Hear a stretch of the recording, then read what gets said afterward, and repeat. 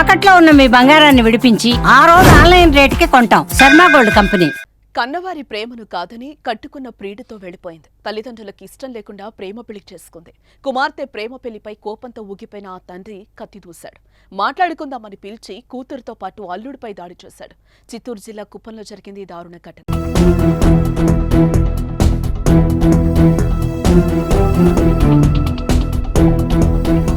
గుడిపల్లి మండలం అగరంకొత్తూరుకు చెందిన కౌసల్య చంద్రశేఖర్లు కొంతకాలంగా ప్రేమించుకుంటున్నారు. పెళ్లి చేసుకోవాలని కూడా అనుకున్నారు. కానీ కౌసల్య ఇంటిలో మాత్రం ఒప్పుకోలేదు.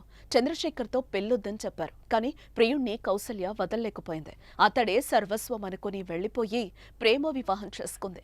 పెళ్లయ్యాక కుటుంబ సభ్యులు అర్థం చేసుకుంటారని ఆ నూతన జంట అనుకున్నారు. ఇంతలోనే రాజీ కోసం తల్లిదండ్రుల నుంచి కబురొచ్చింది. పెద్దల సమక్షంలో రాజీ చేస్తామని కుప్పం R&B అతిథి గృహానికి యువతి తండ్రి శివప్ప పిలిపించారు. ఎంతో ఆశగా వెళ్లిన చంద్రశేఖర్ కౌసల్యకు అక్కడ ఊహించని పరిణామం ఎదురైంది.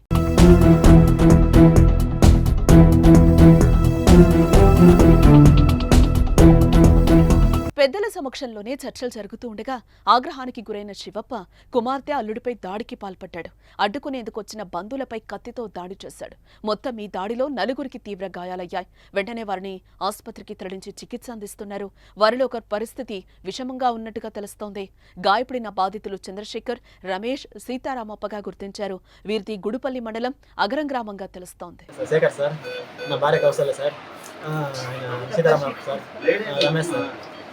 వీళ్ళ మంది ఆయన వచ్చి కత్తితో కొట్టాడు సార్. వాళ్ళిద్దరిని కొట్టకపోయా, వాళ్ళని మధ్యలో పోయి దాన్ని విడిపిస్తామని పోతే కత్తి చేతిలోనే తెలియదు, కత్తి తగిలిస్తుంది. కొట్టినాడు కత్తితోనే. ఎవరు? శివ. పేరు శివ. ఎవరు ఉంది? కొత్తపల్లి. గుడిపల్లి అగరం పంచాయతీ.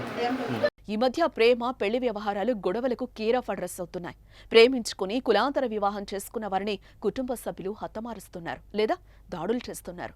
పరువు పోయిందని మనస్తాపంతో కోపం పెంచుకుని ఇలాంటి ఘోరాలకు పాల్పడడం ఆందోళన కలిగిస్తోంది.